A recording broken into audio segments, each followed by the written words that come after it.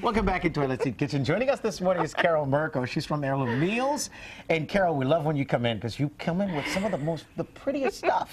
Well, it's always so great to be here. And, you know, this pretty stuff happens to be my grandmother's. And, you know, Heirloom Meals is all about nostalgia, the passing down of recipes from generation to generation. And because we're right before Mother's Day, I thought instead of like kind of this hoopla about like mom on one day, it's like, I thought like, what is the recipe that I think takes me to Nana and my mom? And it was an everyday recipe. It was breaded, pan-fried chicken cutlets. And why can't we celebrate it every day, right? I think it's an everyday celebration because thank you, moms everywhere, and my mom and my Nana in particular. So let's get totally this agree and with the you. world's easiest recipe. Okay. So we take a chicken cutlet. Okay. You're gonna dip it in the breadcrumbs, which are you know what? homemade. I'll use Yeah, this. you don't have to use your Okay. fingers if you don't want So to. dip it in here. Yeah. Then dip it in the egg and water. Okay. Okay. And then we're gonna dip it back into the breadcrumbs. Okay. And meanwhile, I had a couple done already, so I'm going to start frying these up. Yep, perfect. And then just leave them right here? Yep. And so this breadcrumbs, you have a recipe on our website that you can make this at home, which probably tastes better anyway. Well, let me tell you something. Does everybody have stale bread at home?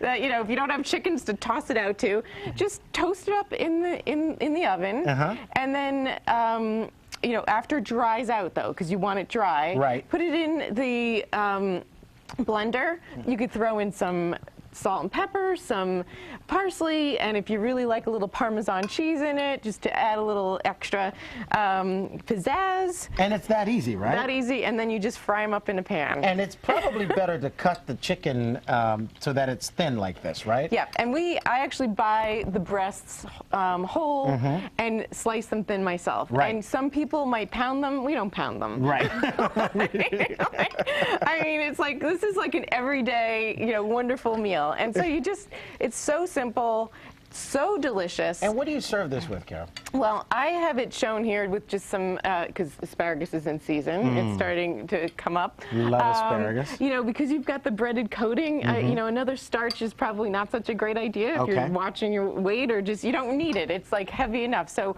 or a nice salad, arugula, a top of arugula salad with some balsamic vinegar and a little fresh olive oil.